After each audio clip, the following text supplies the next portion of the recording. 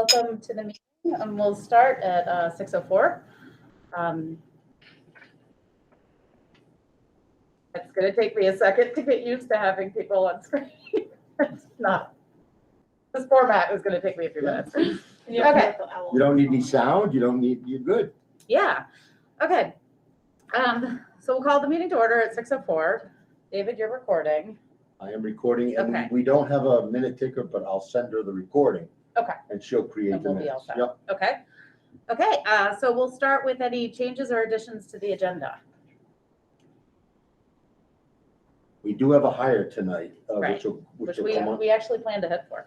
I like that. We're hoping. Um, Oh, it's an action item. Is it, I guess my point was, because it doesn't need to be under action. It'll come under it'll action come. item. We'll right? move it there. Yeah, yeah. I got a couple of things to add to my report, but I'll just add them when Okay. it comes to that. Okay. Scott? Nikki, do you anticipate an executive session? Yes. We might have a quick one, yeah. Why We not, right? yeah. David and I talked about a few Okay. weeks ago a quick executive session. Okay. Okay. So we'll move on to the approval of the minutes from September 7th, 2021. Can I take a motion? I move we approve. Okay, Sarah? So second. Okay, and a second from Beth. Okay, is there any discussion? Again, I'm just gonna say for the record, I am thrilled by Wendy's minutes. They are so concise Yeah. and capture the heart of what's going on, which is awesome. So, thank you, Wendy. Technically, we've heard that you're supposed to call everybody's name and they say aye. Oh, When you right, I approve. haven't Yeah. even approved them, thank you. No, when you call for the vote. I am really distracted by this format right now, so keep me on task. This is not good for anybody that's got a little bit of I know. ADD. It's kind of like it's all over the place. It is, it really is. Okay, so is there any discussion on the minutes? I hear silence. So all those in favor of approving the minutes of September 7th, 2021, please signify by saying aye, or I guess I'll do a roll call Yeah, since it's just a call vote. their name. Okay. Okay, Scott, Aye. Sarah, Aye. Colleen. Thumbs up. Aye. Yep. My button. Okay. That was loud, wasn't it? Sorry. Aye. Okay, and aye. Okay, so that was 5-0. Okay, so now we're on to the public participation announcements. Are there any particular announcements? Tina is excited to see that we're hosting a community dinner again. Yes, Signed right up. Very exciting. Is that next week? The Following. Following week. Yeah, yeah, 19. yeah. And I'm curious to see how the virtual open house thing goes. Yeah, we're gonna try it. Try it. I actually think it might be effective for the older grades. Yeah. I think for the younger grades it won't be, but Yeah, yeah. I'm excited to see what happens in the older grades. So, okay. Hey, So we're on to Nikki, is that free? the Drive-through dinner. community dinner. Yeah. Yes. Is the dinner free? It's free to everybody in the community. Hmm. So you don't even have to be part of the School. elementary school community. It's the whole Heartland community. Awesome. Yeah. We've had lots of participation from community members in I the put my past. name in. Yeah. It's wonderful. They come up, they're just, it's really great to see them. So Grab and go. That's a Uh, good question. I'll check. Yeah, Check check. with him. Because we're always up for more volunteering. Yeah, I'm always up for cooking. Yeah. Well, I think that we all are really always up for more volunteering. Okay. So Christine, that goes All to right, you with the ready? principal's report. So I'm gonna present my screen. And works. There it is. You got it. Nice. Yay. This is so slick. Okay. All right, can everybody at home see it? Yep. Oh, Yeah, good. perfect. All right. Okay. All right, we'll just start with that. The last time we were together was the first day of school. So this is, we've been in a month, yeah. And we are settling in. I'm not gonna lie, it's been a stressful start to the year. I think everywhere in all schools, across the country, not just Vermont. So we've faced COVID, student behaviors, are not exactly where we want them across grade levels.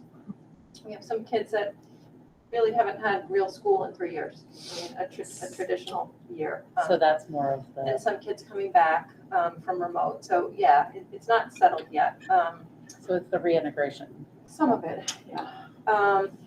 Scheduling adjustments, we've got an unsettled teacher contract, unfilled positions, resignations, and vaccine mandates. So those are all the things kind of adding to the stress at the start of the year, just to be real. I've got, Quarantining and And contact tracing quarantining are and not contact. here. Yeah, I know. Under COVID, that sums it all up. General ball. oh my, Yeah. God. Okay, Christine, that really, that summarizes. It does. It does summarize And it. it's weighing on people and Yeah. more stress. And the kids. And the kids, yeah. Yeah. So, some great things. Wow. In 5th grade, they're doing an international classmate program. So they are virtually connecting with a class in Turkey every 2 weeks, which is pretty awesome. They had their first meeting, I think, last weekend. It went really well, and she was very excited to talk about it. We'll get more information as the year goes on. And one really bright light that I've heard, that's Miss Meyer in the corner. She is embedded in classrooms this year, doing Spanish in a co-teaching model and being in the class, getting to know what's going on and being able to really do an immersion program, which Oh, that's she's really cool. excited about. So She's wanted thrilled. from the Yes, it's working really well. And kids are talking in Spanish just on their own, so it's great. So hiring updates, we were, last, at our last, I don't even know. Yeah, might have It was been the last no, meeting. We had a it was ago. resignation. It was between. It was Yeah. between our 2nd grade hire, needed to go back to Minnesota, I think it is, Minnesota. And we were lucky to find Elizabeth Feinberg. She is a certified teacher. She's been a teacher in the past. She took a little break from teaching and went back as a support staff member and was looking for a position, so we happened to get lucky. So I'll be asking Take that. asking for you to, approve for hiring tonight. She started yesterday, just so you know. So hopefully that'll She's go in the away. building. She's in the building. She did. She came in a couple days and there was overlap between Sandy and Elizabeth, so she could get to know the routines, which is great. Lots of experience. We did just hire one support staff member. Her name's Brooke Shambo. She's going to be a special ed support staff. Katie probably doesn't need to talk about her. I can. She's a local Heartland and Hartford graduate, and she's been working in childcare programs. So she's going to join us on the 8th, which is wonderful. We are still short, as you know, a case manager, 4 support staff, and we will be short 1 PCABA this month. We had a resignation, so that adds to some of the stress, some of the stuff that's going on. Yeah, And we that's- only have to approve Elizabeth because. Yes. Tonight, Just yeah. Elizabeth tonight. Yep. And I will say, we're not the only school. I mean, many of our schools are short-staffed this year. I think that was a headline in some newspaper today too. It probably was. We're doing the best we can. So, let's see. So, just to keep you updated on Leader in Me, our overarching goal for the year, the Lighthouse team has met. We are really working to learn and live the 7 habits and teach them to the children. Our action teams have met and they're working on goal setting. We did send out the measured results assessment, or the MRA, and we'll be looking at that data soon. 4th through 8th graders take it this week. Staff took it last week, and it's gone to parents in a paper form and an online form. So that'll inform what we do, which is great. And we do have a coach that we meet with monthly, and our first meeting with her is coming right up. So we're excited about that. Music updates from Back last to the month. Leader in Me, is it still feeling like it's pulling together a lot of initiatives, or is it feeling like another initiative? No, I think we're really going with go slow to go fast. Okay, So good. we're taking it slow, and the action team leaders and the Lighthouse coordinators are really taking that to heart. I mean, if we Okay. really just learn the 7 habits and start to live them and teach those to the kids, that's great for this year. That's, Awesome. That's Okay, year good. 1, yeah. So it's not stressful. It doesn't seem to be. I mean, everything's stressful right now, so I can't tell you. Yeah, I get it. That list. Yeah. So the music update, I did meet with Jamie, and we looked at, as you remember, she came last month, and we had some kids that she wasn't able to service in her day for lessons. We looked at her schedule, and we worked a couple things, so she is able to see all the kids that want lessons at this point. She did email me tonight. She said, I got another one, so we'll take another look, but I'm confident we can figure it out. In Becca's current schedule, the 3 days a week, she is able to do the instrument introductions in first grade. We'd love it to be K2, and that's a goal for the future. But I think, unless the board directs otherwise, I think we're okay for the time being. And we have started drama club in 5, 6, and 7, 8, which is outside mass, and lots of kids are participating. So we're excited about that as well. Awesome. All right, Tina is here. You all know Tina Skehan. It's a fun picture.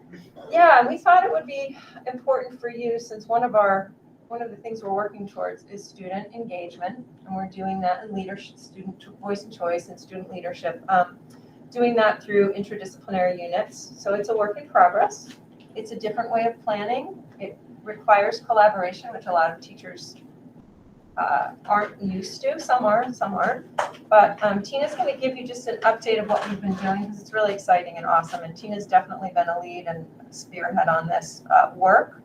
And she is like spread across K8, and she's managing it, so it's great. But I've linked her. She did a little presentation. Now, why isn't it coming up? Oh, I have to do a different tab, don't I? Hold on, Tina, 1 second. Okay. This tab instead. There we go. Okay. So once it loads, there we go. Go. So most of this has happened this September. There's 1 or 2 that are just starting, but I wanted to give you an overview. So can you advance the slide? In TK through kindergarten, we're going to be studying community.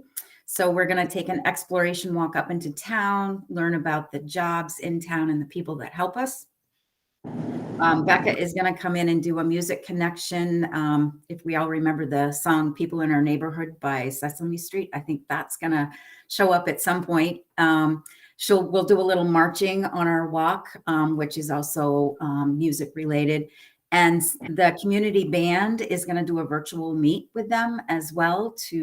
We wanted to have them come to the gazebo, but it didn't quite work out. So they're going to do a virtual meet with us. We're going to do some mapping skills, which links to some library books that I'll be reading with them, and doing some mapping on big felt maps that they can keep in the classrooms and sort of get used to mapping. We'll do some keys and legends with them. Just for a basic map skill.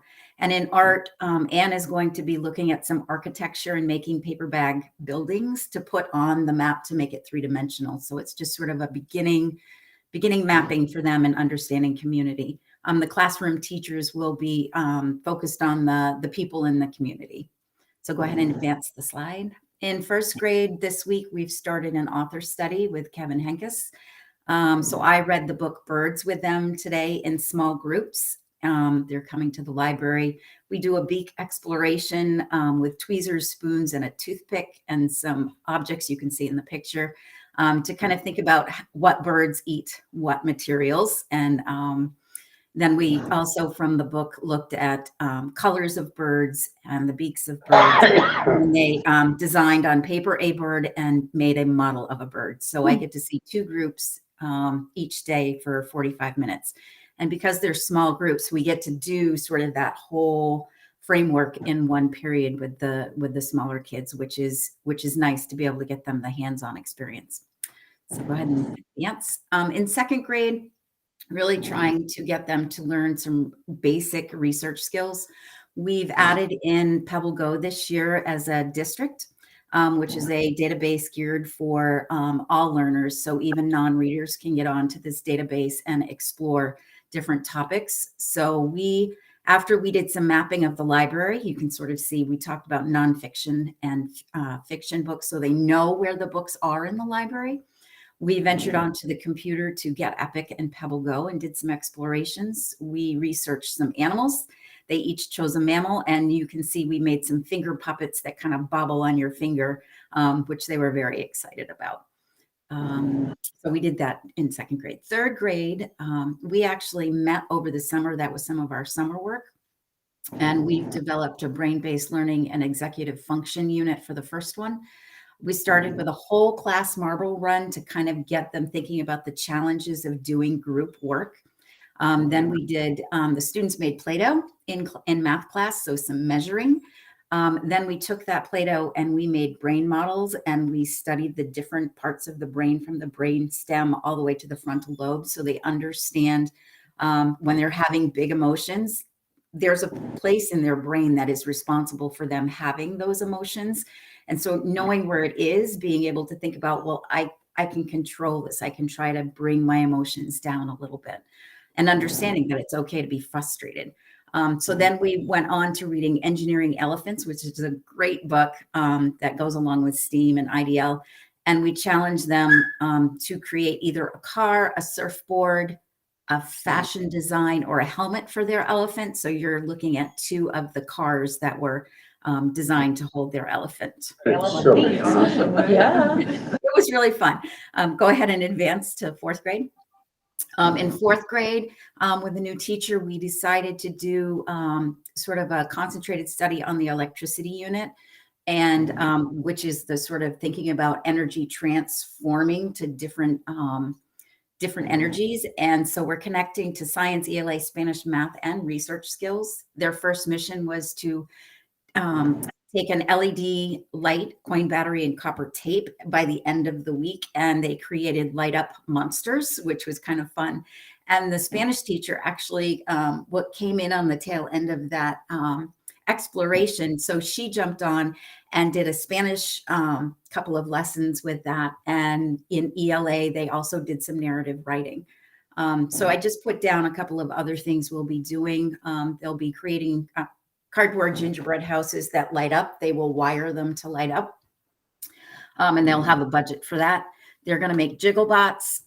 Towards the end of the year, we'll tackle solar ovens and solar cars. So just looking at sort of the big scope over the year. Going to advance to fifth. Fifth through eighth grade, the first week, we dove into digital citizenship just because that is something that they need to talk about every year, multiple times. So I not only wanted to do it through IDL, but so all the teachers that are in IDL, all the core teachers, are all on the same page about what we talked about. And I think that was really important for the kids to see. So these are just some of the things that we discussed in the class. We use Jamboard as a way to document some of our learning with that. Go ahead and advance. Specifically in fifth grade, we're doing our first IDL with coordinate mapping. That's a lot of math and social studies within that one. But their design challenge is focused on creating their outdoor space. And so they will be mapping that outdoor space. So we'll be mapping and measuring.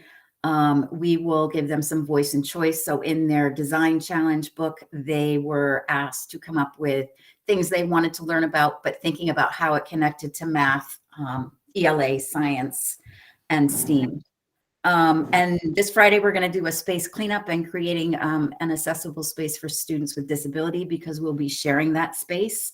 And that is the only space at our school that has any accessibility at this point. So we want to get in there and have them responsible for digging up the roots and really making it a safe place for all students. Go ahead and advance. Sixth grade, the sixth grade teachers and I took a trip to Thetford Academy. They have an amazing compost system.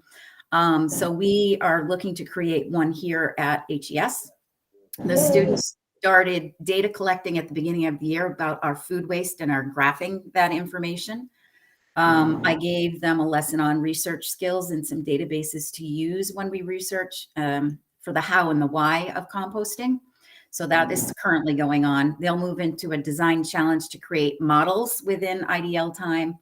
They'll be budgeting and actually working with the maintenance staff, Jim Taft, to build one on site and then teach the other kids about reducing our food waste, because there is quite a bit of food waste that is happening. And I think we can cut that down. Sort of eat what you take and be mindful of what you're throwing away. In advance. 7th and 8th grade monthly are involved in the Farm to School Harvest of the Month. We have been having them do the food preparation and learning culinary skills with the help of the food staff in the kitchen. They prepare the taste tests and deliver them. They do some data collecting on what they liked and didn't like with the food taste. We've matched a culture with the food of the month. So last month was France. And so they did language skills. They taught them how to say hello, please, and thank you in French. And they read a Harvest of the Month book and just interesting facts and stuff. So they Google Meet with the other classes to present these things that they find. So they're working on presentation skills. And that's a tough one when you're in 7th and 8th grade. There were lots of giggles the first time through, but I think by the end of the year, we'll be kind of developing those a little bit more. Go ahead and advance, please. 7th grade, I've given them a little free library challenge. So they are designing and building a scaled model. They're budgeting for the design. They will present to their classmates and vote. The final 4 from the 2 classes will come to the school board and present to you. And we're hoping that you'll approve one for the front of the school. We have lots of extra books and double books in the library that we would like to just put out for parents and children to access if they need a book and the library is closed or what have you. Please advance. Again, the 7th grade went up to the community oven with Jeff Hamelman. He came and taught them the history about those ovens, some dough making. And then we took a field trip up to the ovens and made pizza that day. And they are currently working on their brochures to send home with the community dinner. So you can see how it is educational. That was their big thing, is this is really educational. This is not just fun. It's fun, but it's educational. So that was nice for them to see that connection there. Go ahead and advance. Yeah, right, exactly. 8th grade, I wrote a grant with Christine to the Wellborn Institute, and we received that grant for $3,000 to put in a story walk. A story walk, I don't know if you know what story walks are, but they basically, a picture book is taken apart and displayed on posts throughout the woods. So we're creating 2, one for down in the woods, and then we're also creating one around the recess field for accessibility. And the kids have done some budgeting. Maintenance, again, has come to our rescue and is delivering materials. So we will be building and installing them this next week. And so thank you to the maintenance department. I want to put a huge shout out. Jim Taft has been awesome. And you can advance. I think there's just one more. 8th grade this last week, we had a little bit of a break in our IDL time. So Mr. Butts and Aaron Sturts came up with a geological timeline IDL for us to do, where they had to sort of think at the beginning of time to humans at this point, and they had to do the timeline out on the recess field. So that was quite fun and engaging. And I think the student in the slide there was telling me how much it made him understand, because there's this huge gap. If you've ever done this, there's a huge gap between sort of at the beginning and then where everything else starts evolving. So it kind of made pause for thinking. And so it was nice to see that happening. So that's sort of what we've been doing in IDL in connection with the library. So any questions or comments? And this is awesome. Yeah. This is just, It wouldn't be, it would be happening, but Tina is definitely driving it and making it fun and helping the teachers realize that it is doable. Yeah. So it's a huge kudos to her. I'm just going to back up. She wrote that grant. I just helped her log into the site. She did it all. So yeah, he's been amazing, and we're so grateful. And the kids, she snagged me the other day. It's been pretty busy, and I was walking by the library, and they had their story walk demo, their models. They were going to go down and map it. She said, come with us, come with us. And I said, okay. And I did, and it was the best thing I did all day long because those kids were out there and they were engaged in what they were doing. It sparked them to say, and they were 8th graders. Yeah. 8th graders story walk. They said, Miss Geehan, remember when we used to come out with you when we were in 3rd grade? And they said, can we plan a day for the kindergartners? Can we come out and read the story walk with them? I mean, it was just incredible. Oh, So that's awesome. yeah, it was really Yeah. great. I would follow up that since then, the student that was inspired so much that day, we've talked, and actually the 7th and 8th grade will be doing probably 2 weeks IDL. They're going to do winter carnival, and each grade level will choose a couple of grades to create the carnival and plan, and then to actually do it with the kids the following week. So this is student driven. And so it's fantastic. So I'm pretty happy about that. And the kids, I think, are liking the IDL. They're every day it's just like, wait, we're doing math. And I'm like, you know, wait a minute, this isn't math class. And I'm like, well, you know, so they're making those connections, and it's good to see. So thank you. Great Really work, Tina. awesome. Great, Thank you great so work. much. Thank you, Tina. This just really, like, the feedback I'm getting at home is fantastic. And it also, just watching all these examples of how IDL can be done it just feels like the revolution has happened overnight. And I know that is so not the case, but just to see where we were and to have it already happening at this level is just unbelievable. And so thank you. I know it didn't happen overnight. No, it didn't. And, No. and Tina's been great. I mean, if you're a related arts teacher, which Tina is, I mean, she has to co-plan with 9 different grade levels. Yeah. And we have Mondays and Fridays in our collaborative practices schedule for her to do that, which is not enough, No. not nearly enough, but Yeah. she's making it work. So This is just awesome. yeah, So exciting. thank you, Tina. Thank you, Great Tina. work. Thank you. Great You're welcome. work. Thank you. Have a good night. Yeah, thank you, Bye. Tina. We'll be in touch. Yeah, That's what I was wonderful. thinking. I We can know. light that spark in a few other Yeah. Need buildings. to take that on the road. Hey, you're taking it on the road, Tina. Right? And she will, because she believes in it. No, She she's, does. yeah, No, well, this she's is just worked hard at it. fantastic. Yeah. Yeah. She's worked so hard at it. Yep.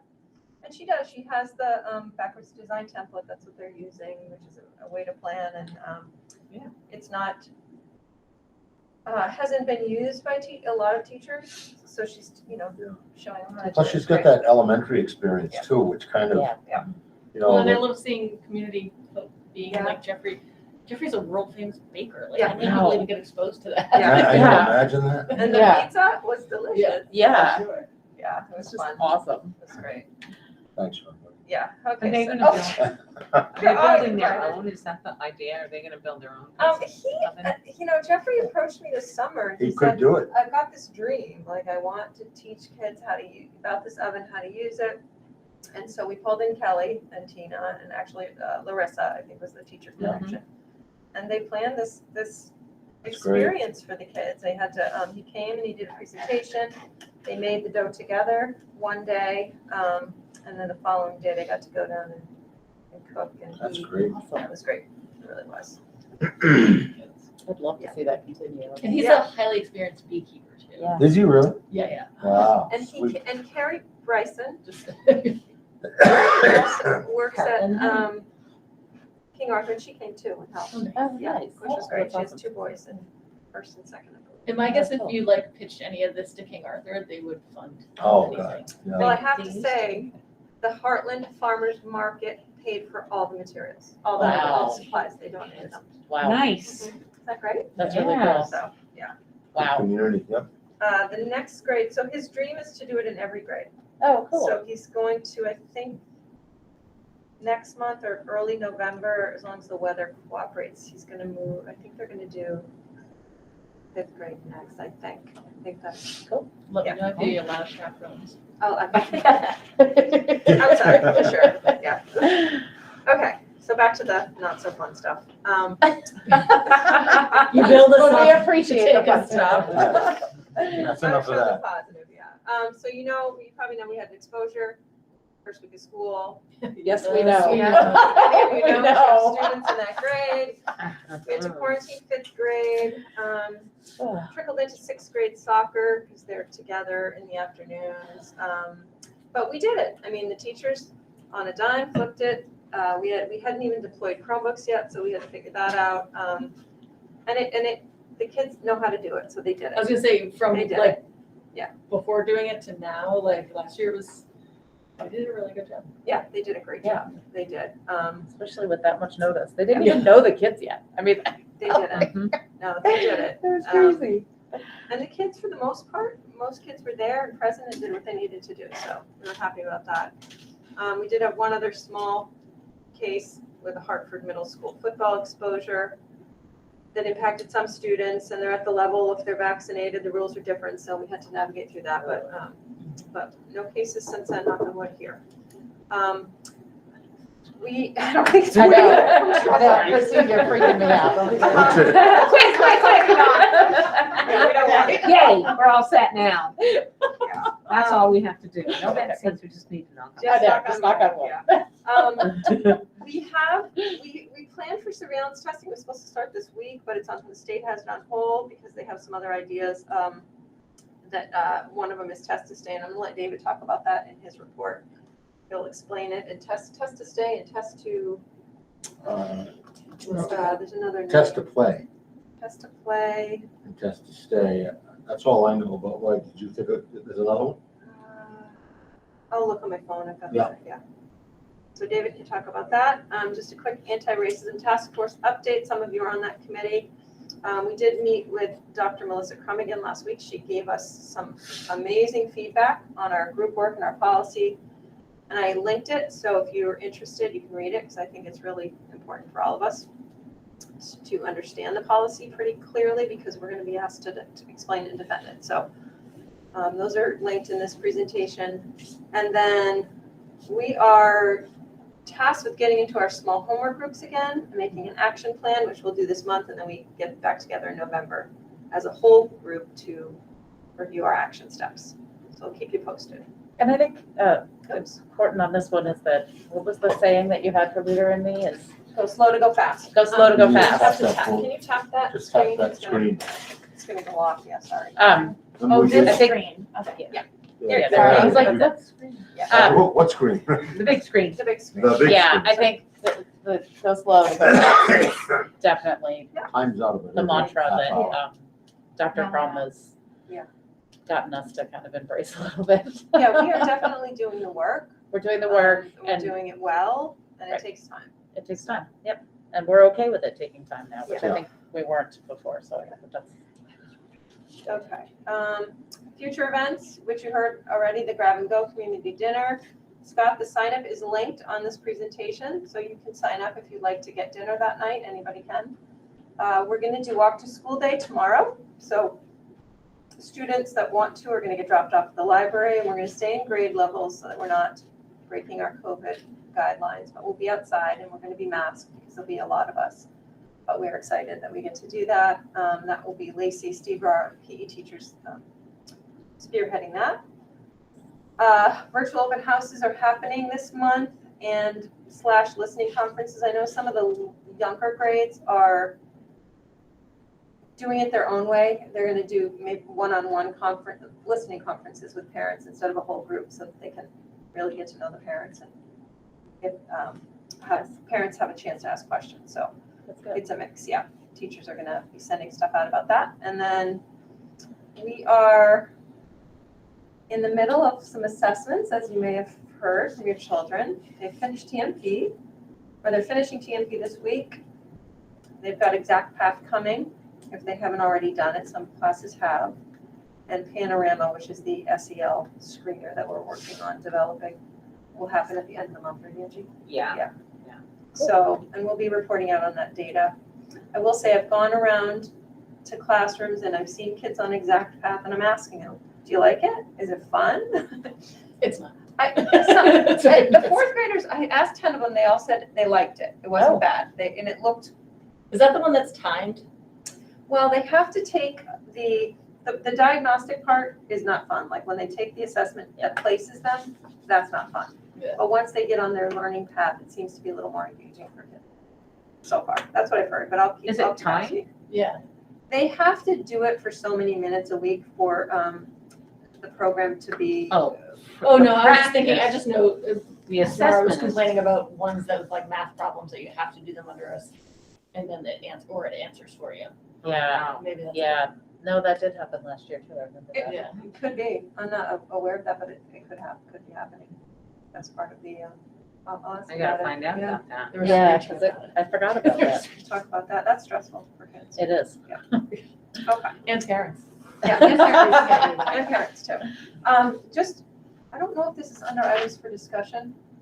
Yes, it is building committee, so I can hold it for then if you'd like, or I can talk about it now. I'm good to talk about it now. Any Okay. objections? Yeah, Sarah, do no. you have any objection? Okay. Okay. So on September 21st, Jim, Joe, and I met with a man from Banwell. I'm gonna forget his name. I have his card, but I don't remember his name.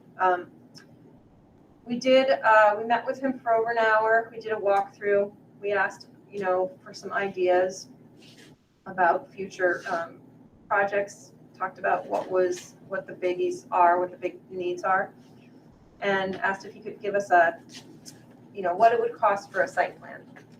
And they don't do that. You have to hire their design team and they walk you through the whole project. So, They won't throw you a number. they won't give tell you you a a number. number, no. So Jim is exploring some other options at this point. Yeah. And we'll come back with more information when he's set that up. In terms of the sprinkling the building, that was asked. So he reports that's not what Efficiency Vermont does. It doesn't deal with fire Yeah. and sprinklers. So that was the grant that, Yeah, that was the grant I was talking about. Yeah, there aren't grants available at this time. There might be some that come open.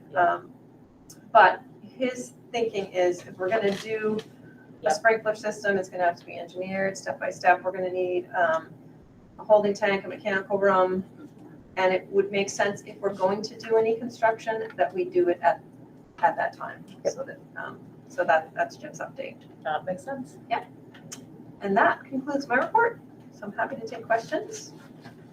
And I will stop sharing the screen.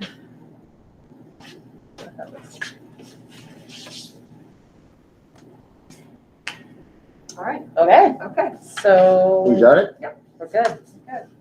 We're aiming for that game. We're getting, Wow. we're making progress. Yeah, okay. Yeah, and I don't have a lot, but I just want to go over a couple of things. First of all, I did email out the financials, and I can, in case there are any questions, I can make sure I did pull them up, I thought. Just see. There they are. Yeah, okay, good. So let's just take a quick peek. These are the financials for the first quarter, which brings us basically to the end of September and into October.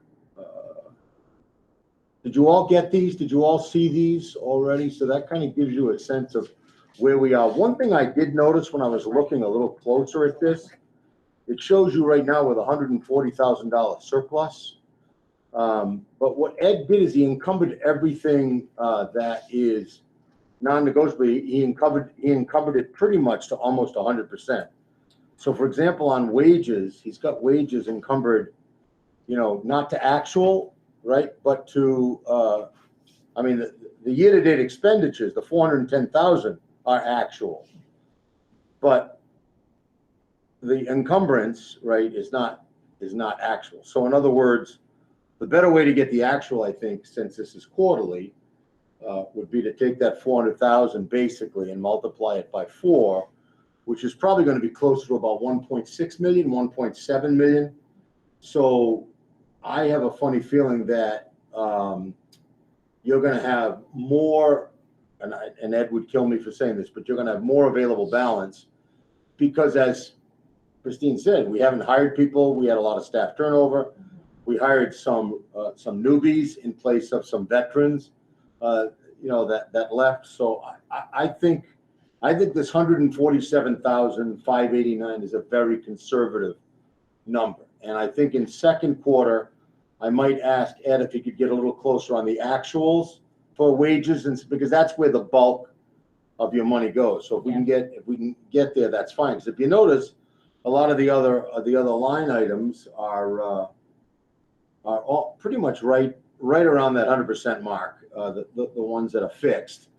So And is the tuition fairly close? and the tuition looks fairly close. I mean, and he's encumbered that. And again, I don't know whether that's actual. I think it is. I don't know. Did he? Expenditures would be. Yeah, I think the expenditure would be, because although, you know what, the more I think about it, I don't know that even all of our first semester bills are in. So he might have just, again, encumbered to the line rather than, but I'll make sure for second quarter.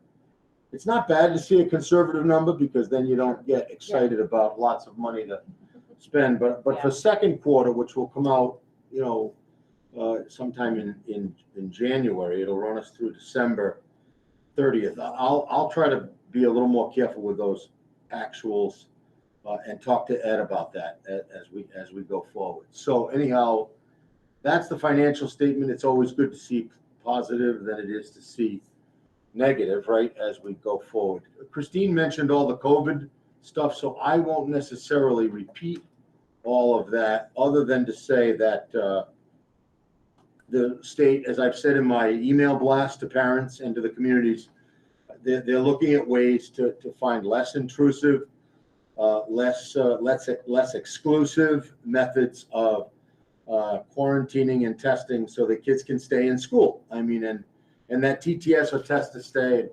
And Christine says that there may be another one in Dan French's. It's the response testing. Okay, That's all. Yeah. okay, yeah.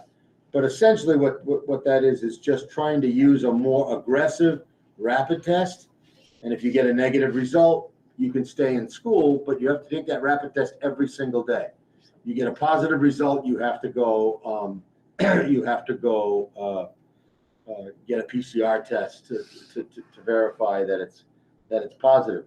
Also, those tests, and this is where the logistics are going to come in, they have to be done outside of the building. Nobody gets in the building until they've been tested. And remember, this is only for exposure, right? This has to be asymptomatic exposure, because right now, when we have an asymptomatic exposure, we're quarantining those kids like we did last year, and they can't come back until they get a negative PCR. And what we're finding is it's backing up all the testing sites right now. Again, I think I said this in my email blast.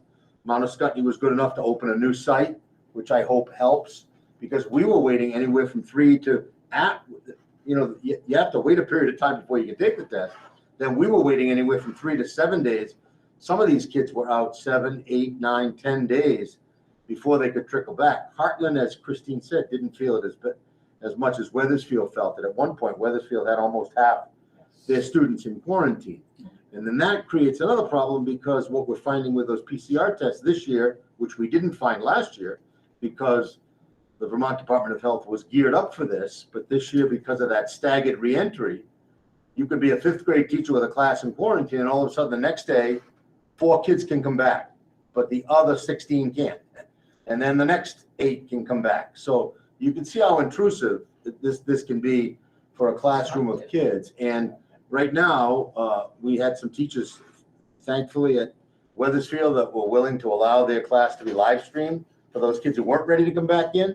But quite frankly, we do have some contractual arrangements that say we can't force a teacher to do that, because it's 2 very different types of teaching, right? Teaching remotely and teaching in person are very different. And we don't want to stress staff out any more than they're already stressed out, and we don't want to add any additional burdens to them. So if we could get a TTS model in place where we didn't have to do as much quarantining as we're doing, then that would be great. I mean, we've been again, I know we knocked on wood at least 3 times, but you're doing as well as any school in the area, quite frankly, by only having to quarantine those classes. But that's, ask the people who had to quarantine, and they may not feel that way. David, I did, so Secretary French presented at our regional VSBA meetings. Oh, good. And as he was presenting, I did look at the guidance, and it looks like they've changed it a bit so that if kids, only exposure is on the playground or during recess, That might be new. Then- Was that in that Friday memo? they I didn't see don't. that. Go ahead, Yeah, sorry, go ahead. so if they, I mean, it's kind of in the fine print, but what they were saying is that if the only exposure is on the playground, that only kids who are known to have commonly played with the exposure Right. are Right. required to quarantine because they're trying to prevent quarantining entire classes Right, because of recess. right. So it's, to me, that sounded encouraging. It It's sounds like encouraging. they've relaxed the quarantine. Right, and it's encouraging to the point where, you know, our goal is to keep kids in school. I mean, I think where it breaks down a little bit is that there's still an anxiety about the COVID transmission, right? Especially pediatric transmission, right? And we have had several kids test positive. Luckily, nobody's serious enough to be hospitalized in any of our schools in the supervisory union, but we want to make sure that continues to be the case, because it is scary for parents, it's scary for staff, and that may just be as much around the science as it is around the mindset too, because we've been battling this now for almost 2 full years. So, we're still getting used to managing this in our schools. I mean, that's the bottom line. And I think it's why people don't want to apply for jobs in schools. I think it's part of the reason why we have very difficult times finding even substitutes at times, consultants that are willing to do what they have to do. And we've all just faced it. I mean, we just last week had a conference that was going to be in person that had to go virtual. And it was not as powerful online as it is in person. So we're all affected. Scott, did you have a question? Yeah, I'm seeing things on the chat, but I saw Scott. I thought had his hand. I was wondering about the student numbers as it was relating to that first quarter financials, and especially the tuition. And so I was looking for the high school numbers. Yeah, High school numbers, I don't have off the top of my head, Scott, but I We- can find out. we can find out and get those to you, Scott. Yeah. Yeah, but you gave him the total number here right now? Yeah. Okay. Yes. Yeah, and I don't think we can underplay what Christine said either about the fact that most of these, the numbers are low, but also the impact on the climate in the building is not only adult-centered, but it's kid-centered. And I think it is because anybody in grade 2 or lower has not had the opportunity of a normal school experience. And I think we just have to be aware of that. And quite frankly, even some of our adolescents and middle grades kids and pre-adolescents are, they're being really patient with it. And you can see what Tina's doing with those kids and trying to get them outside as much as possible and involved and engaged in projects. They're responding pretty well to that stuff, but it's a lot of work because they've had a lot of time at home. The other thing that the research is showing in this longitudinal study that I don't have the reference to it, but the fact that while those kids were in quarantine, right, especially from that March 2020 on, right, that there was a lot more attention on their parts to social media, to gaming, to all those things that are just not good for the young mind. And so consequently, and we did do that remote instruction, but all of us who were involved in that realized that was, it was a minimal attempt, especially for those first 4 months. So you had a period of 6 months where these kids were quarantined at home, they were locked up, but they were spending a lot of time on computers and invested in all the stuff, quite frankly, that they probably shouldn't be invested in, and that now we're finding is coming to light in terms of the effects of social media. No surprise, but on adolescents. And I don't know if any of you had a chance to tune into that CNN testimony today by that whistleblower from Facebook. But I personally, and we'll stop with that just because we want to get out of here tonight. But I think we're in a little bit of a crisis, quite frankly, with social media, and I don't know what to do about it. But I see it impacting our kids, and I see it trickling into our schools. And we'll leave it at that for now, but we can get into more detail at another point. Just a couple more things. Scott will tell you, we're still negotiating. I just reached out today to the union about whether or not we're prepared to go back to mediation. We left the door open for additional mediation. I mean, we would certainly like to settle if we could settle. I think that's part of what's creating some of the angst and some of the climate concerns. It's never fun when you don't have a settled contract, and we've now, seems like we've been negotiating for 2 years in a row, and there's been no break from it. And we start the support staff within the next month, so it's just part of the job, I guess. But it's not a fun part of the job. Colleen has her hand raised. Go ahead. Who did? Colleen. Oh, we can't hear you, Colleen. You're muted.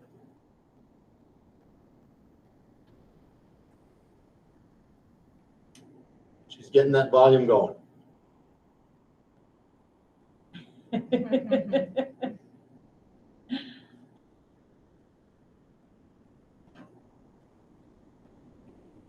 She was getting better at that too. I know she was. See? Now can you hear me? Oh, look at that. Gotcha. Yeah. Okay. I have to speak up maybe. I don't know if this mic is as good, but I wanted to check in about the status of teachers, kind of going back to COVID, but maybe this crosses over to negotiations too, about teachers who are in religious exemption for vaccines, and if there's anything to report about that, or what the expectation is, since we're going to come to their deadline before our next meeting. Is there something that we need to talk about around that? Yeah, I don't know really, Colleen, how much there is to talk about. We are monitoring it very closely. We did end up with 12 religious exemptions. And Not then, at Heartland, not at Heartland. across the SU. I'm talking about across the issue. Thank you. Yeah. Yeah, for clarifying that. You wonder why the staffing shortages. No, that's across the SU, which represents, less than 1% of our employment population. So, in the long run, is it a concern? I think we have to monitor it closely. And those folks have been testing every week, have been submitting their results on a Friday so they can come to work on Monday. Okay, so that's been implemented and they're complying with testing? People are complying, and that's because it's non-negotiable. I mean, we've just said that's the way it is. We do have a little bit of a concern, and I'm looking at Katie right now. She doesn't know I'm looking at her, but I'm looking at Katie right now.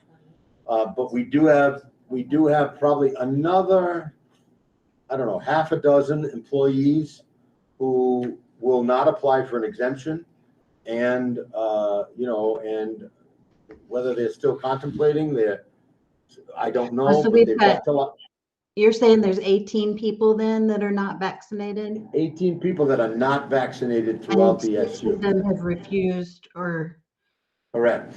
haven't Correct. given a reason, they haven't been given an exemption. No, they have not been given an exemption, but they've got till the 29th by that vote that we took. I think you remember that when we were all together, we said, I mean, Yes. technically they had to have their first shot by a certain date, but we did, again, because of the employment crisis, we wanted to give Katie and principals time to start looking around, but we're assuming that there could be anywhere from 3 to 6 people that are going to either be put on unpaid leave or terminated as of October 29th, which is going to add even more pressure and stress, I think, to the buildings as we go forward. But I know Katie refreshes that ad on a daily basis, if not an hourly basis, for support staff. I will tell you that the ones who have not applied for an exemption and have and are not going to get vaccinated are all support staff. I'm pretty sure of that at this point. Is that true, Katie, or no? Okay, I'm told no. So that I thought they were all support staff, but and of course we won't publicly talk about names, but again, that could be even more serious as we move forward. But the simple answer, Colleen, is we are monitoring it. Can I answer Scott's question? Yeah. Yeah. Scott, no, we have some unvaccinated staff at Heartland, and I don't know if I'm allowed to say how many. You can tell them. We have four. was- And I think that was are, Are called they all exempted? Colleen's question. they're exempted. They have to stay Tested. masked all the time. They have to eat alone. They have to test. They have to get a negative PCR test and Weekly, submit it to Tina by Friday at 9 a.m. every week. So and they're being compliant with that. You know, and now that we don't have the surveillance testing starting right away, they were hoping that would help them. They have to do that on their own time and at their own cost. So, again, it's not so much a punishment, but it really is just a matter of having to be careful around the unvaccinated. And right now, we still have a lot of kids in our buildings who are not vaccinated and can't get vaccinated. Hopefully soon. Yeah, hopefully soon. Colleen, did you have a follow-up or no? Yeah, well, I'm just wondering if we get to the end of the month and we have 6 people that don't have a reason to not be vaccinated, if we have, I don't even know if we considered applying these same rules to the people that refuse to get vaccinated as well, if they were willing to get tested and stay masked and not eat with people, would we then at haven't that point considered that. consider keeping someone we really can't afford to lose? Yeah. it might cause an uproar because a lot of people did get vaccinated because we Yeah. mandated it. Or That's a good applied to the point. exemption. Yeah. I think sometimes, you know, as you probably were all told by your parents, you can only give the last warning once. And if that last warning, then you start moving that line a little bit, it really, I think it does hurt those people that have really been faithful. Because we had some people that did not want to get vaccinated, but they want to stay employed by RSU. And so they got vaccinated. And I've talked to a few of those. Some of them are glad they did. Some of them thanked us for giving them a push. So I think it's a good suggestion, Colleen, but you know, we'll cross all those bridges when we get to it. My understanding is we'll probably start with, you know, putting them on unpaid leave and then just see, you know, if we can wait it out a little bit, you know, but I understand people have convictions about these things, and in a perfect world, if we were at a bank or an insurance company or an investment firm, we're not. We're in a school with a bunch of little kids who aren't vaccinated. That's the bottom line. So, Exactly. We you don't know, have, it's they don't have a choice. duty of care. We don't have a choice, and that's what I try to explain to anybody who asks me that question. I just have 2 more real quick ones. Well, and I just want to Okay, say sorry. that decision would be at the SU level anyway. so Exactly. It's not in our Exactly. hands. Yeah, and it might be worth in November while they're on unpaid leave that we can have that conversation. But It's a two things left. Anything else on those? I don't mind stopping and answering questions. Nope, we're gonna keep moving. Yeah, the two things. Yeah, and by the way, last Saturday I got to go see the Red Sox play the Yankees. It was pretty good. They lost, but what else is new, right?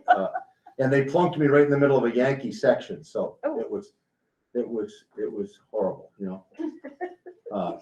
Not in this SU, but it did feel like a board meeting that I was at maybe about 20 years ago. But we'll talk about that at another time. We're working on the SU budget. I want to thank Colleen. She's put a lot of time into that, and Larry is trying to set up new formats to try to present the budget. Ed's been providing the detail, and so we have another meeting coming up this Friday. We're hoping to have at least a draft budget ready for the end of the month for the SU board. Katie's worked on her service plan, or on her budget actually, because the service plan format changed. But and I know she and Larry met this week. It's just always a challenge. I mean, you know, the bottom line is we have to serve our needy population, and I know Katie's trying to cut corners and do in a good way and try to save money here and there. I was told that you and Larry, the numbers are getting better as the week went on. Is that true, Katie? Did things get a little better? they did get a little better. We're just trying to cut corners in a circle. So it's like, but it from our original numbers, yes. And we're waiting for just 2 more numbers so we can make a good estimate of what we're spending for next year. Shocking, it has to do with transportation. But Yeah, that's, I think once, so we're pretty close to being done. We got a lot done yesterday. So, that's good. and I Katie will did come- almost finish the new service plan too. So that'll be on your table pretty soon. That's good, and I forget whether I invited you to that Friday meeting, but if you wanna, it's early in the morning, I think it's like 8 o'clock or whatever, but 8:30, but I will put you on the invite, so you can kind of tell the committee or the team where we are, but I keep saying to folks, our numbers, we say this every year, I know it, but our IEP numbers, continue to climb, we are pulling students, rightfully so, and carefully out of residential placements, which cost a lot of money. We're setting up our own programs for transition. So we're doing everything we can. Transportation is a killer. That's one of the things that really knocks us out of the park, and wages and salaries. And what you're going to find throughout the whole SU budget and your own budget, once you start working on it, we had to budget another 10% increase in healthcare. And we had to budget, a certain wage increase based on negotiations. And, 10% of a big number is a big number, right? I mean, that's the bottom line. So, and those are the things, and one of the formats that Larry's got is, he's got everything in red that you really can't mess with very much. It is what it is. And so, much like in your local budget, you don't have a lot to play with. And it ends up being what it is. But I also recognize that the services that have been delivered, especially under Katie's reign, I mean, when I arrived here, Heartland had 2 special educators, and they were drained, and the needs were there. I think now at Heartland, what are we budgeted for? Is it 4? 6? 6, yeah. So you can see, so you can see with that increase in case count, the service needs, the excess costs, it just begins to add up. And I wish I had better news for everybody, but I think we'll see at the end of the month that it's still a challenge. But we'll do our best to keep those assessments as low as we can. But I think we have to realize is that's now a big part of our budget, right? And if you were having to handle, if you had to go from 2 special educators to 6 locally, that would have been, that could have been a real problem. I think sharing the cost has really helped us across the SU, because every now and then, it happened just last year, whether it's a BCBA or a case manager, if they can help out in another building, we've got that luxury now to make that happen. So, and it does happen. And I think that's it. Well, I did want to make one quick comment about the fact that both Jennifer and Angie, not Jennifer, listen to me. Christine, thank you, Christine. Nice to meet you.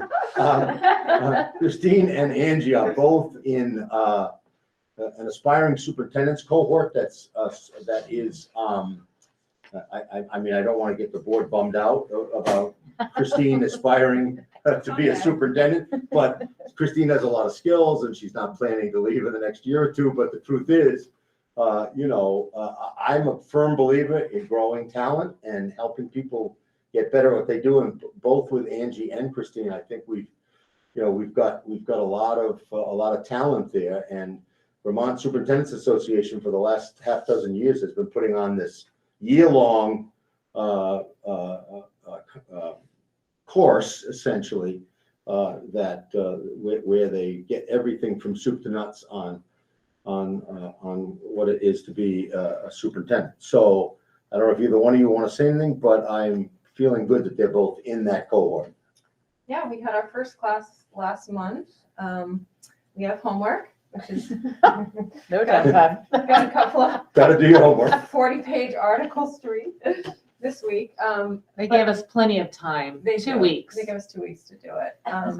But it was really, I mean, I got a lot out of the first class just talking. It was Vermont superintendents really talking about what the job is, what you have to learn, what kind of the ins and outs. So I was reading an interesting statistic today. So there is a shortage of superintendents in the state of Vermont. So there is over 1,000 licensed principals in the state of Vermont, but only about 225 licensed superintendents. Yeah. We are both licensed superintendents, so that's a good thing. I bet you didn't know. Wow. Yeah. That's awesome. Little known fact. You have to be 3 years a principal before you can be or assistant principal, and then you can get your superintendent license. So, Wow. so the fact that there's 1,000 principals who probably, once they hit 3 years, they could get their license for superintendent, and they're not getting them. So, And I can tell you why if you've got an hour or two. But not in front of these two. But not exactly. Not in front probably of these not. two. David, you had a legislative update, virtual breakfast on. Oh, I'm your- sorry, right. Yeah, that is the legislative update that we do this every year as a group of Southeast superintendents. We get all of our legislators together, including John Bartholomew, all the senators. And it's we do it virtually now. We used to do it in person. That's coming up in November. I didn't have the exact date. Does anybody know the exact date? No? Okay, No. it's toward the middle to end of November. And what we try to do is get them, I do this with all due respect, but get them right before the legislative session so we can outline, we usually have about 4 or 5 topics. They generate 1 or 2 topics. We generate 1 or 2 topics, and those topics are no surprise. I mean, I'm sure that equalized pupil will be part of it. I'm sure that anti-racism and state initiatives to support our local initiatives will be part of it.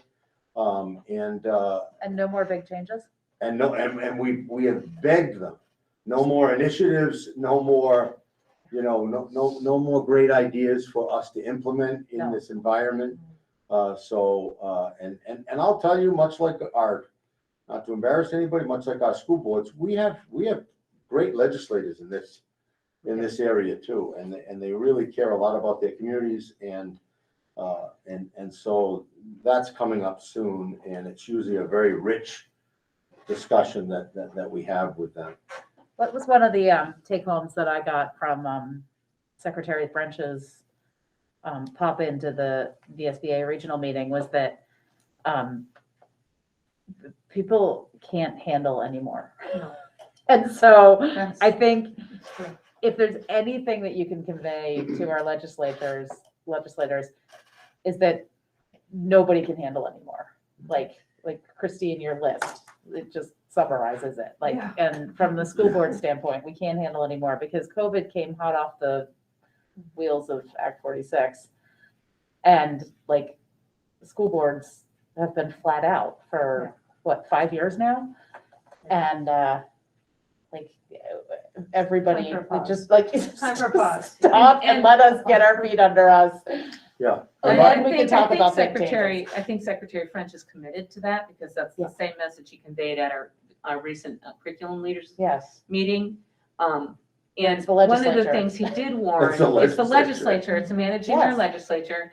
And one of the things he did warn is that when we have a big influx of money into the system, you will see more initiatives happening. Right. And so Other than, that's that's free what, breakfast and lunch. That's And it. then- Yeah, we don't mind Yeah, that. no, we Right. do want that. Yeah. We'll take that one, yeah. Yeah. so Without a doubt. that's not a change from what we're doing now, right? Because it's still free this year, right? It is, but Yeah. it will end next year. Yeah. It ends, So- yeah. So- July. I June kind 30th. of just want to hammer that home because I want to ask what we're going to stop doing. Like, what are we stopping doing? Right, Because nobody's talking about what we're not doing. right. We're talking about, let's do this, let's do that. So, my personal fear is that they're going to be like, okay, next year we're going to consolidate supervisory unions. And then be like, Please no, what the? please Right. no. Like, there'll be a mass exodus off. I'm not school to say boards that, all over like, the state. yeah, not to say that long-term that isn't something to look at, but people can't handle it. Not right now. Yeah, it's just. It's a lot. That's a lot of work, right? It's a lot of work and it's a lot of processing, and you Right. need time to do all that processing, and nobody has time right now. Right. I mean, between anti-racism, COVID, There's a there was lot one going more, on. I can't remember. It's just a lot Yeah. to go at Yeah. once, so I just want to hammer that home to them. Recovery. recovery. Recovery. Yes, exactly. Okay, thank you, David. Did you have more or are you good? No, that's it, thank Okay. you. Okay, any questions for David? Nope. Okay. Moving right on, so items for discussion, we have our preliminary budget review. Christine, you and I didn't talk about this ahead of time. We didn't. Have you? I put a note out to the staff this week to see if anybody's interested in being on an advisory committee. I haven't heard. Okay.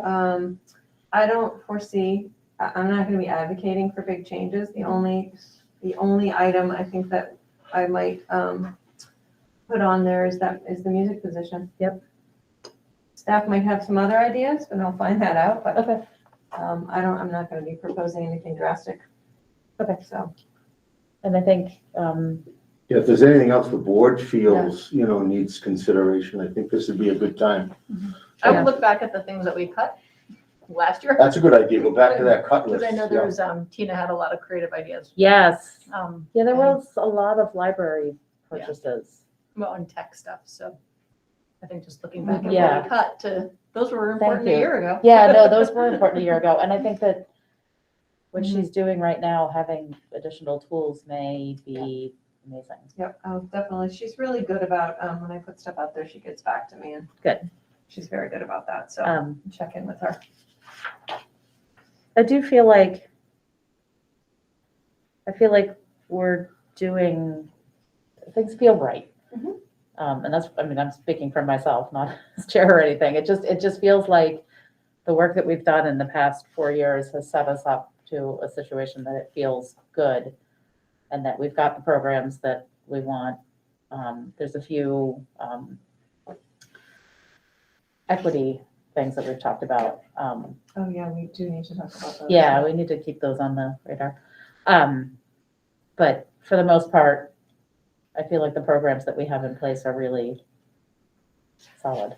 Yeah, and I will say, we are fortunate, we have our interventionist positions filled, except for our half-time. Yeah, one. you're- yeah, We're Which is fortunate. good. Two Yeah, of- Windsor's got 2 positions, Open. 2 title Yeah. positions that are open. 2 of our positions are title funded. I don't anticipate that changing next year.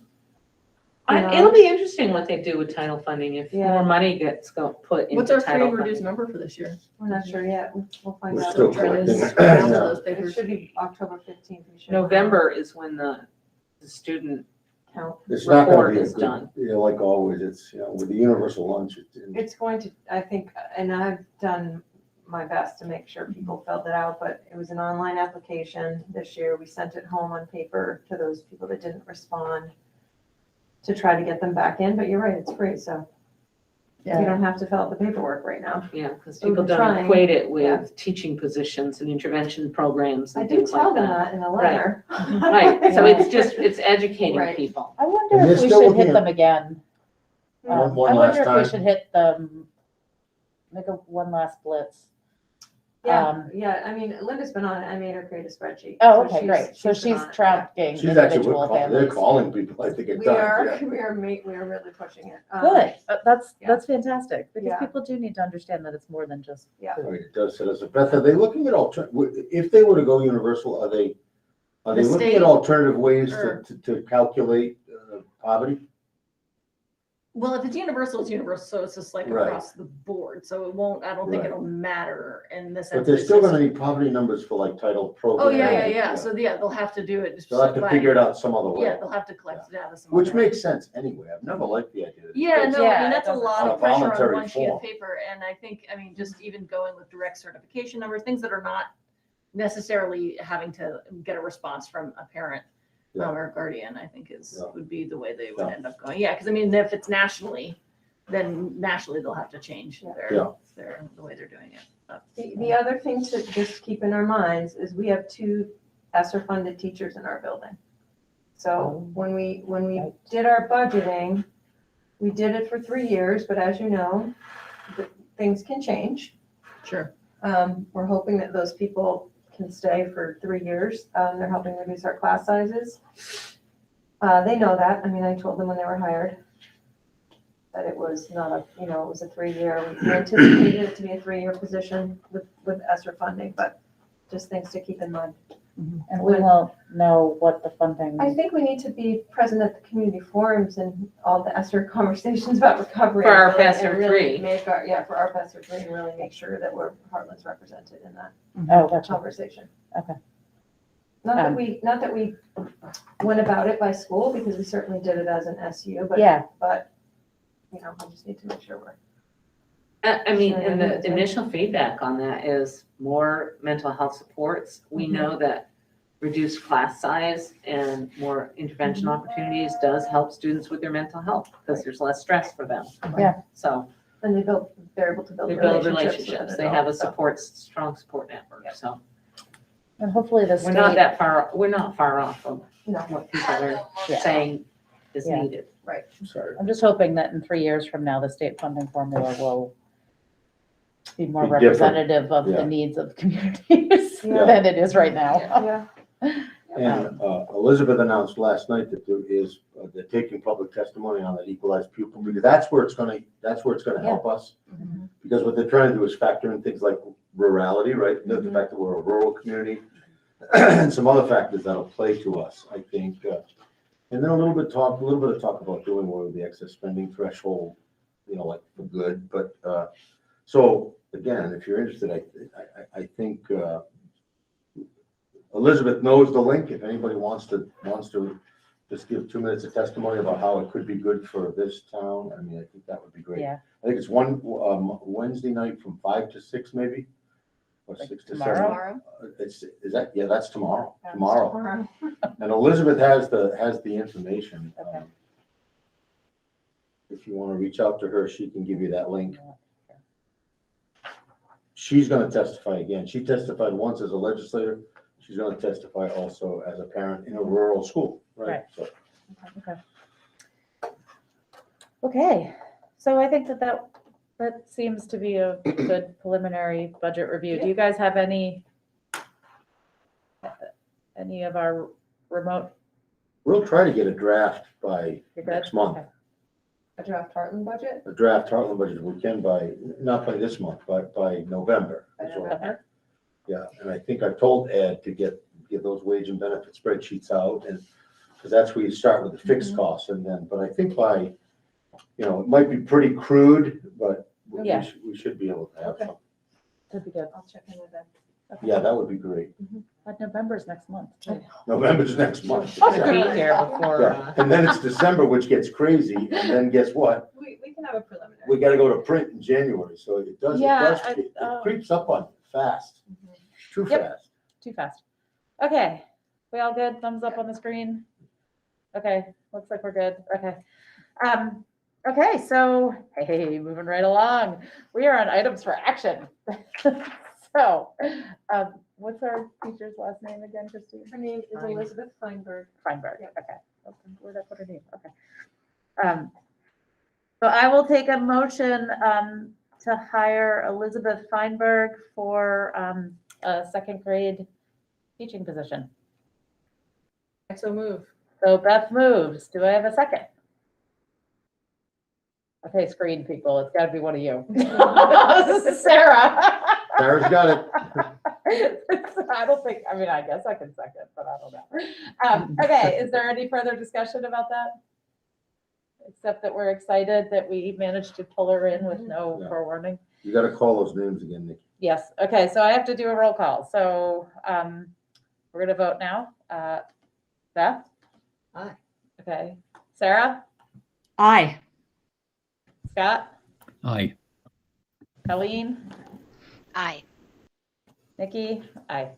Okay, so that was 5-0 approved, and Thank we you. have hired Elizabeth Feinberg, even though she started yesterday. Good thing we hired her. Such power this board has. That would have been a half I know, that would have been a tough morning tomorrow. Yeah, okay. Is there anything, we didn't have any adjustments. Is there anything that people thought of during the meeting that we need to talk about? I will admit that I hit up David and Christine to talk about middle school basketball. And in particular. And so there are thoughts afloat on that. Hopefully we can pull together some type of basketball program. And I'm only mentioning this because John Leonard made me, so. So I'm bringing it up. It's in the Basketball meeting. start this December? It It starts. doesn't start till, yeah, usually it's at least, yes, no Yeah. earlier than December. But they're scheduling games already. Yeah. They have to do all the Yeah. scheduling now. So, Nikki, what's the issue? I don't have the background on. Is it, do we not have enough kids, or is it just we don't know if we can have it- allowing people in the Yeah, building. can they come in the building? It's allowing really- people in the building? Okay, got it. Yeah. And yeah. under what conditions? And students have to wear masks. We can't mix pods.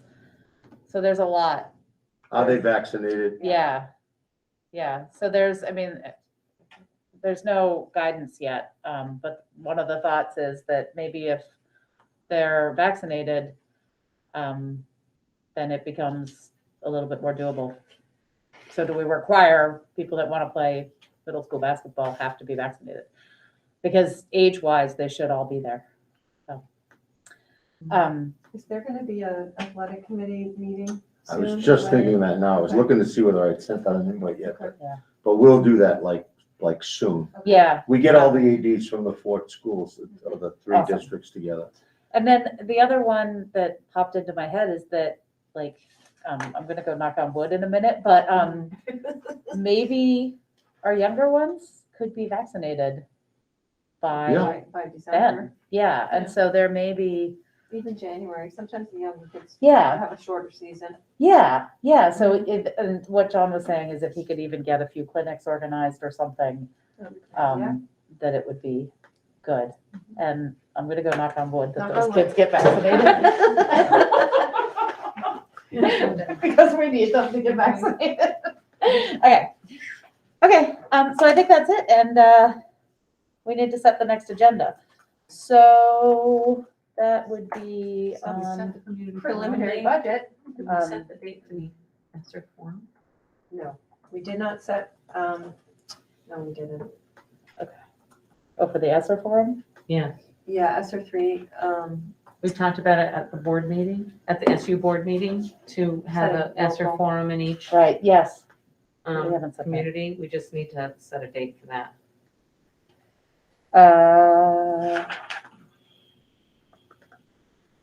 What time are dinners picked up on the 19th? they are picked up from 5 to 6. It's a virtual meet, Right, the ESER You could forum. eat dinner while you're You could in the eat forum. community Right, dinner that's what I'm at saying. our- I thought you were, at you our were thinking, I gotta 6 come or down to 7. school anyway. our 7 Yeah. o'clock forum. Yeah. I don't know if that makes sense or not, but it's a thought. Who's running it? Brittany. Okay. And Doesn't I it will just- support her, but I mean, Yep. she's basically got the outline in her head anyway. She knows what Okay. she's doing. So does it matter what So- day we pick? Does she care? If that's a problem for her, I will, will let you know. But, in fact, if we set that date, I can text her, I was gonna say, we'll just text her. and ask her if October 19th at 7 PM would be your preference? I 7 to just threw 8? that out there. What do you guys think? Do you think that that's a good idea to have a community dinner pickup? And because parents, in theory, won't be cooking, hopefully won't be cleaning, and we'll have food.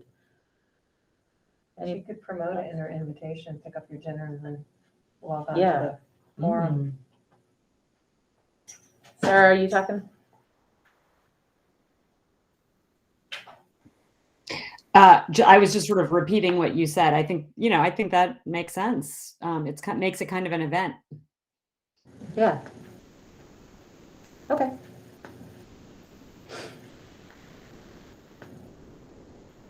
Agree. I think it sounds great.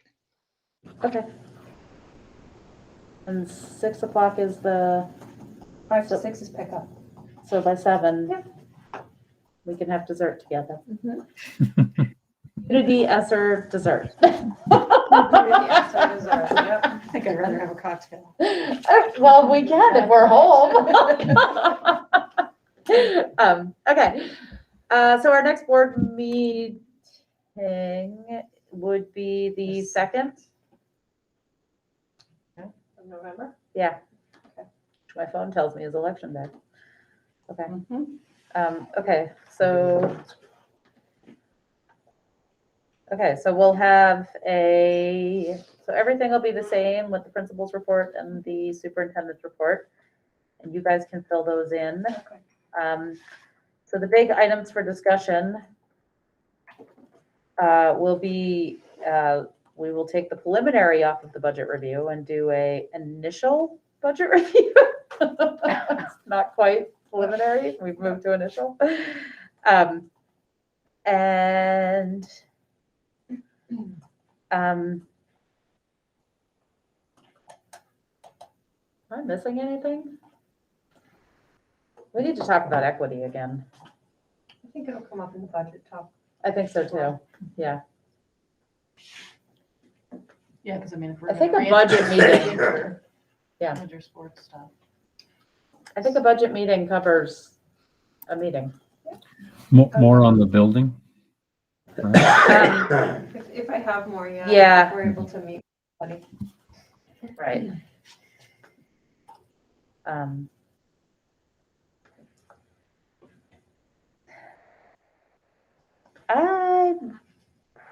God, I don't want to do that then.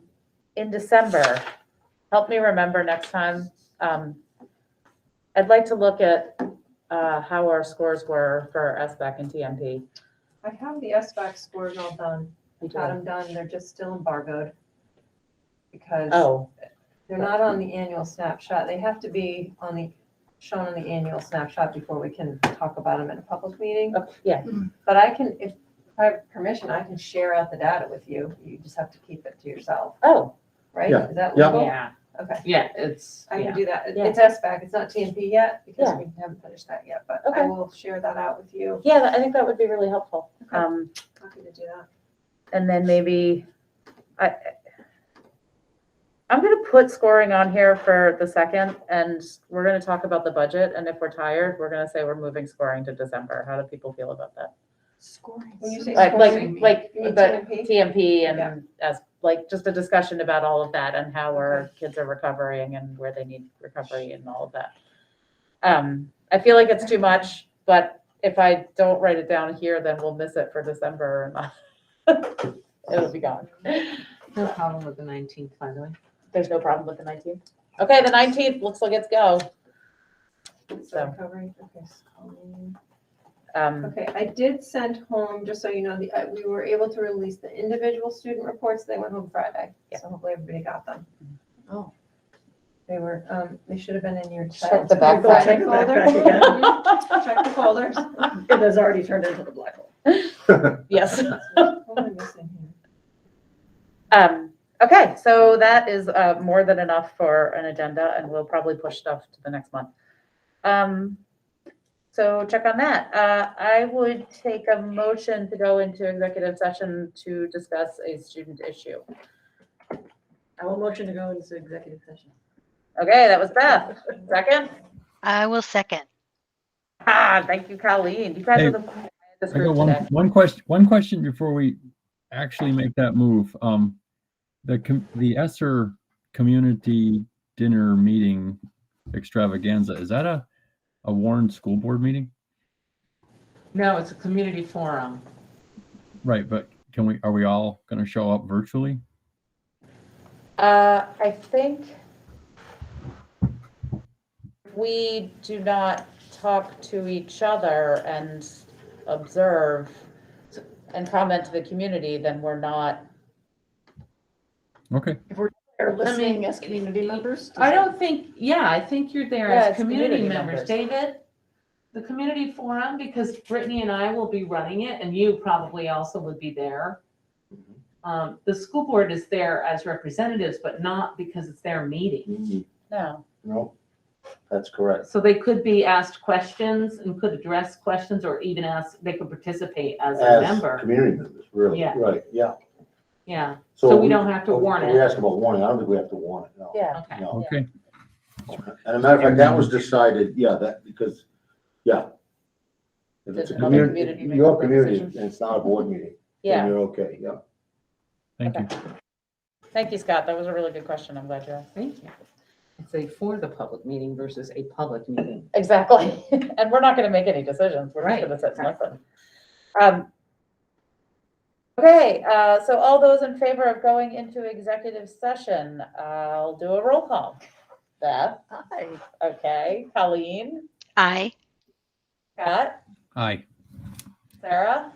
Aye. Nikki? Aye. Okay, we're good. We I'm can gonna now, stop recording. yeah, we can now go into executive session. And